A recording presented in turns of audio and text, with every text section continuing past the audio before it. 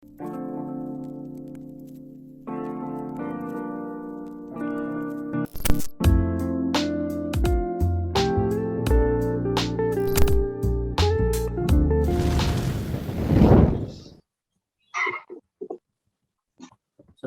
warahmatullahi wabarakatuh. Assalamualaikum warahmatullahi wabarakatuh. Kami dari kelompok yang bernamakan Error 404 akan mendiskusikan tentang install dan konfigurasi web server pada Debian. Kita buka dulu modulnya. Oke, kemudian kita bisa buka VirtualBox-nya.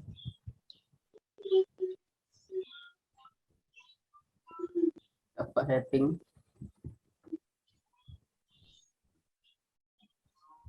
Kita pilih network. Nah, di sini adapter 1 itu tetap ya menggunakan NAT karena kita menggunakan repository secara online. Baru adapter 2 kita menggunakan host only adapter. Oke, kemudian kita klik OK. Dan selanjutnya kita pilih start.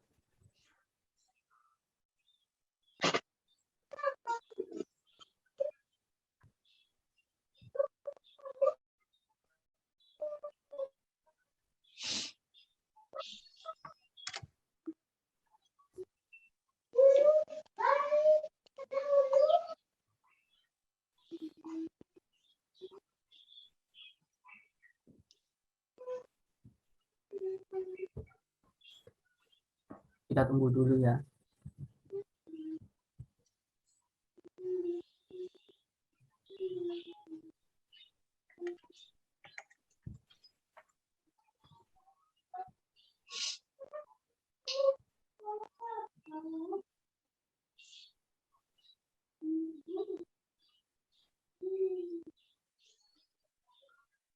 Nah, di sini kita cari terminal.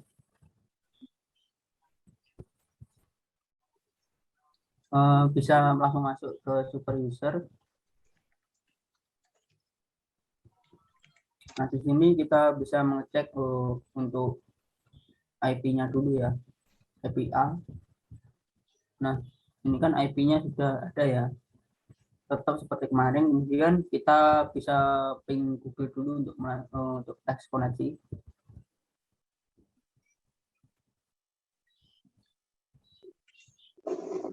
Dan kita bisa update dulu untuk repositorinya.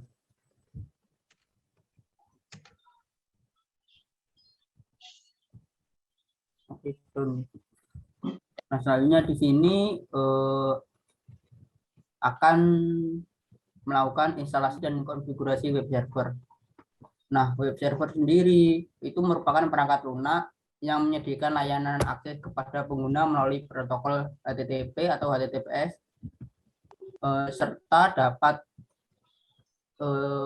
pada suatu situs atau web.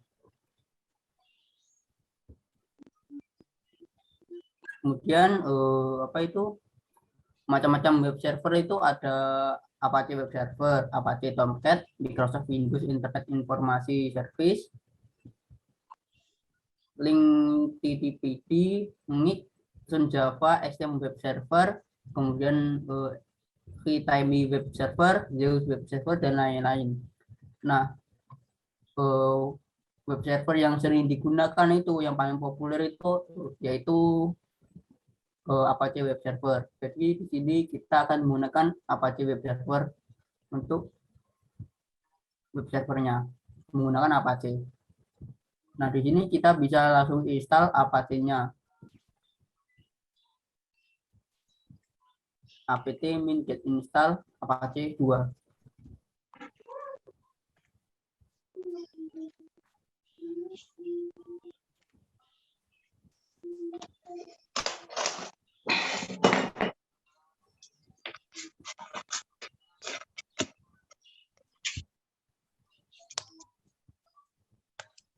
Nah, web server sendiri itu berguna memberikan layanan kepada web client. Nah, sedangkan web client itu merupakan browser yang harus bisa digunakan menerjemahkan apa yang dikirimkan dari server. biasanya itu ditampilkan dalam bentuk GUI. Nah, di sini sudah selesai ya, kita bisa langsung cek instalasinya Apache dengan perintah dpkg.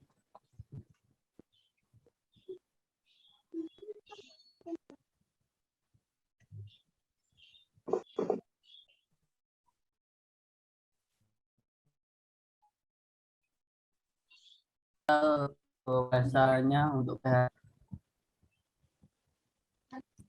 Nah, dengan install PHP dengan perintah apt min get install.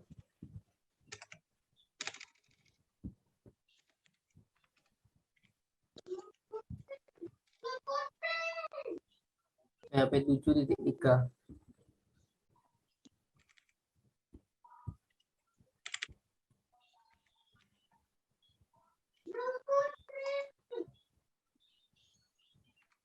Kemudian kita isi.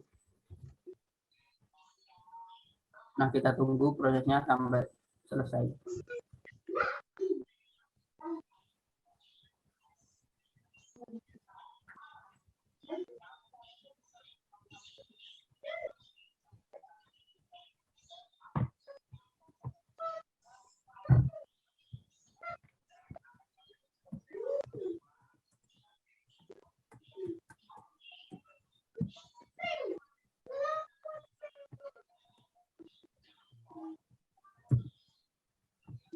Izin bertanya, Mas.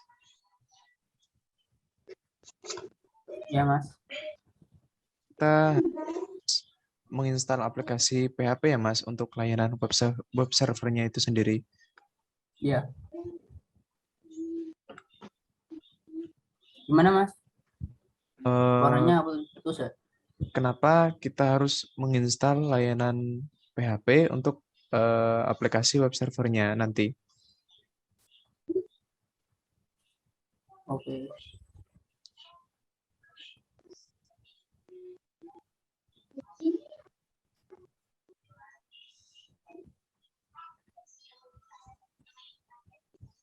Bentar ya, Mas.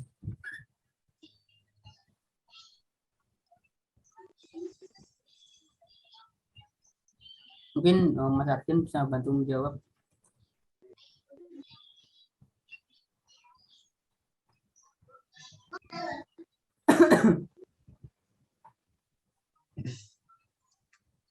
Oke, Mas. Untuk tadi ya pertanyaannya ya. Nah, PHP 7.3 itu secara default sudah disematkan di repo Debian 10. Itu, Mas. Jika kita menggunakan Debian 10, maka kita wajib mengganti dengan instalasi PHP 7.3. Nah, fungsinya itu untuk membaca file yang ada pada direktori. Berarti nanti yang bahasanya itu PHP, Mas. Berarti nanti kita membuat file untuk web servernya dengan ekstensi PHP juga ya, Mas? Iya, gitu, Mas. Siap, siap. Nah, ini kan sudah selesai ya. Ini bisa kita cek statusnya, instalasinya dengan perintah dpkg. Nah, ini kan sudah kan. Nah, untuk selanjutnya bisa dibantu ya, Mas.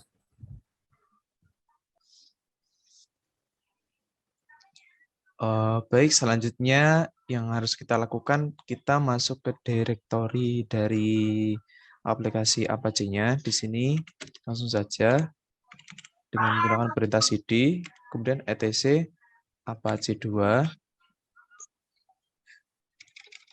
Di sini maksud saya masuk ke directory var, kemudian www, dan html.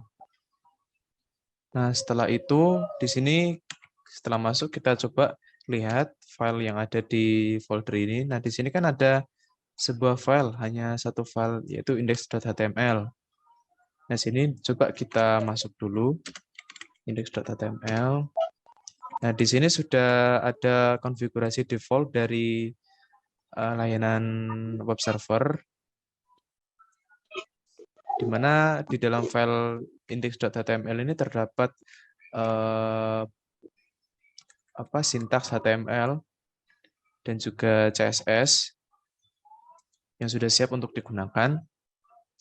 Namun dalam hal ini kita ingin membuat halaman HTML baru, yaitu yang pertama harus kita lakukan, kita backup dulu untuk file index.html. Kita rename dulu. Di sini kan kita menggunakan perintah mv untuk rename dan disusul dengan nama file yaitu index.html. Kemudian kita berikan nama baru menjadi backup.html. Kita coba ls lagi. Nah, di sini sudah berganti nama menjadi backup.html. Kemudian kita copy backup HTML ini dengan perintah cp backup.html, kemudian kita berikan nama index.html.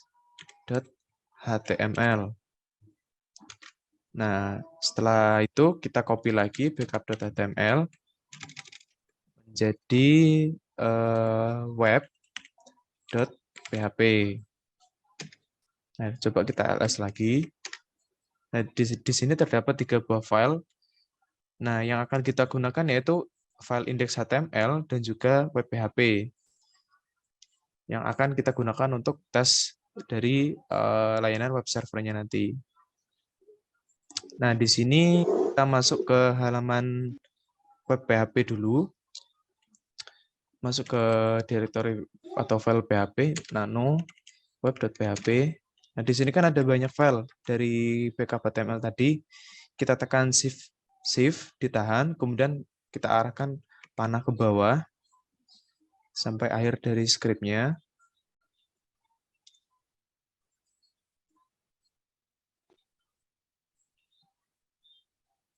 Nah, kemudian kita Ctrl K untuk melakukan cut. Nah, setelah itu kita coba ketikan program dari bahasa pemrograman PHP di sini yang akan kita gunakan untuk menampilkan atau tes dari layanan web server nanti. Di sini kita menggunakan yang sederhana yaitu PHP info.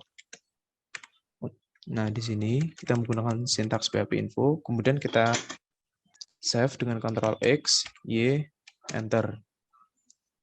Nah, setelah itu selanjutnya kita masuk ke index.html untuk mulai melakukan edit. Index.html. Nah, di sini sama, kita tekan shift, kita panah bawah, kita hapus dulu semuanya.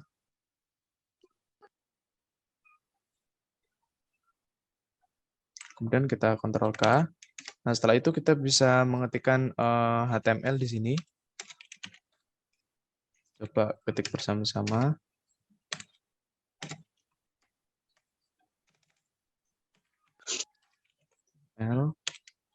Kemudian di sini saya ingin menampilkan website yang berisi HTML yang sederhana saja.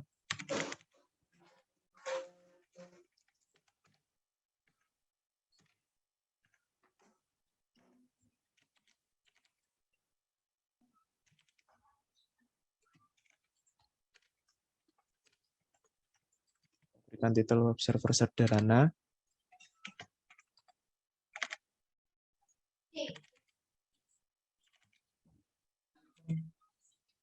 Kemudian untuk body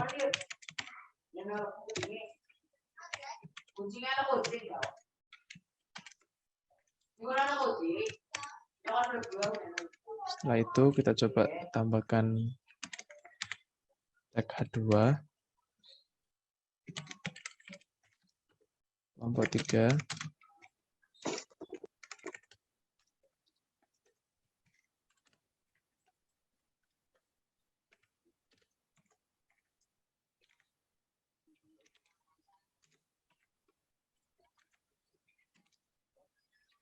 Kemudian kita coba tambahkan lagi 3.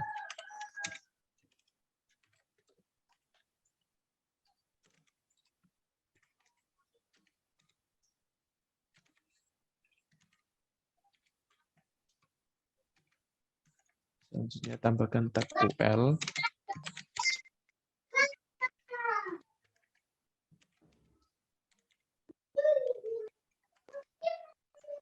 Selanjutnya LI.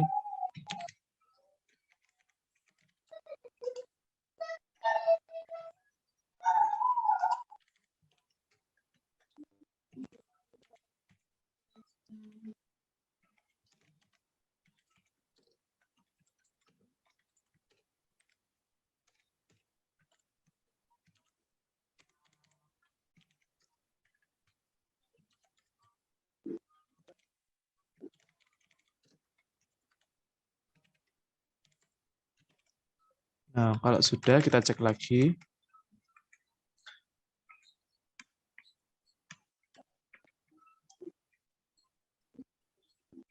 Oke, saya rasa sudah.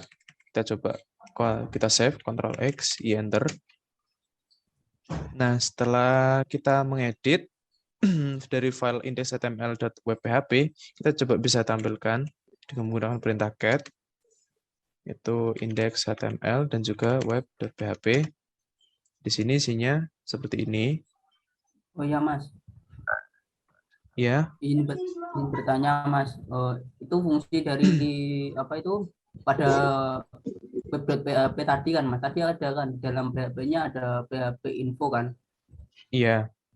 Nah itu fungsinya bagaimana ya Mas? Baik, mungkin ada yang mau menjawab.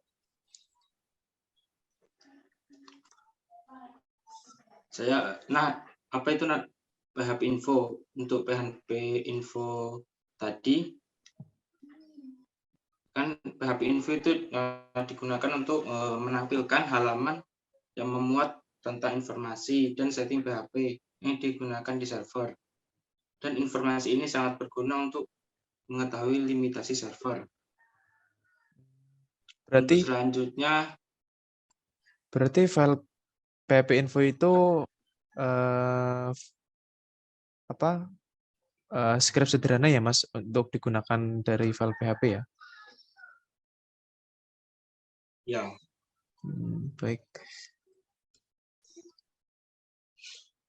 Baik, setelah itu kita coba restart konfigurasi dari Apache-nya menggunakan perintah etc init, kemudian Apache 2 restart.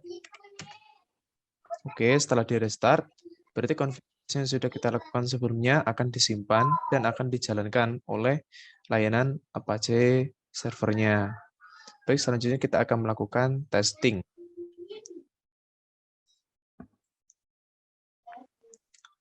Nah, sebelum kita lakukan testing, kita cek file konfigurasi DS-nya terlebih dahulu. Karena kemarin kita sudah membuat domain www.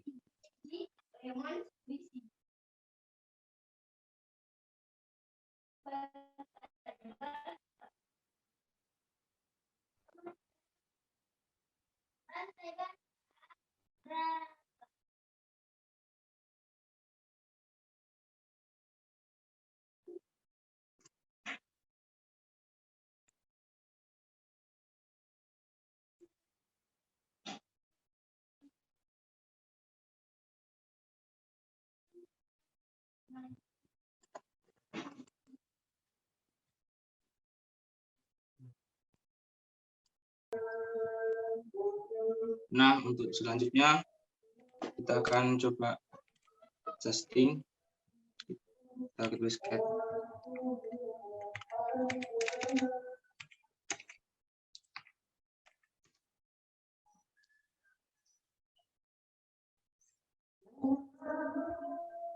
Nah, ini apa itu domain www yang sudah kita buat kemarin. Nah ini dengan perintah cat, ya ini kan ada tulisan www ya, ya domain www. Nah ini domain www ini adalah domainnya untuk web server.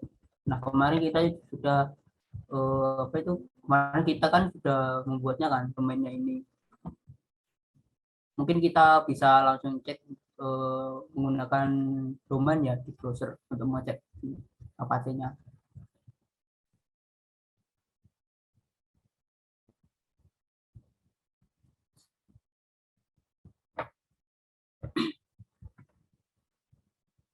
Nah, di sini kita bisa menggunakan IP-nya dulu ya. Sila. Kita menggunakan IP-nya dulu. 92.168.56.10. Nah, ini kan sudah berhasil untuk tampilan web sederhana ya yang sudah dibuat tadi pada konfigurasi Apache-nya. Kemudian kita bisa menggunakan domainnya www.error404.net. Nah, ini kan sudah berhasil. Jadi ini sudah berhasil ya untuk web servernya menggunakan domain. Mungkin selanjutnya bisa ditekan lagi Mas Taufik atau Mas Arfian.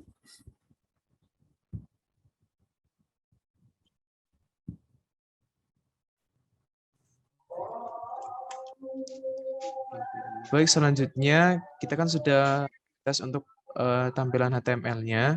Di sini menggunakan web server yang sederhana tadi. Kemudian selanjutnya kita coba menggunakan domain lagi dan memanggil untuk tampilan PHP-nya tadi, yaitu dengan web.php. Nah, di sini tampil tadi sesuai dari penjelasan Mas Ardian, di mana php.info itu digunakan untuk menampilkan informasi dari versi PHP yang kita gunakan saat ini, yaitu menggunakan 7.3 ini. Nah, selanjutnya kita kan sudah berhasil melakukan testing dari Linux-nya, dari browser Linux-nya. Selanjutnya kita coba menggunakan testing dari Windows. Sebenarnya kita coba ping dulu IP Windows-nya. Coba cek IP-nya dulu di sini. Menggunakan 56.11. Kita coba ping 11. Dan di sini sudah berjalan. Selanjutnya kita coba ping dari Windows-nya. Ping 192.168.56.10. Oke, sudah jalan. Nah, di sini kita coba masuk dulu ke konfigurasi network adapter dari VirtualBox-nya. Kita coba properties. Nah, kemarin kita masih tetap menggunakan yang sama, yaitu dengan menggunakan default gateway dan juga DNS dari IP Linux-nya. Masih sama ya, di sini DNS default gateway-nya. Selanjutnya kita coba testing menggunakan web browser yang ada di Windows-nya. Di sini coba kita masuk ke browser. Di sini menggunakan Google Chrome. Kita coba menggunakan localhost.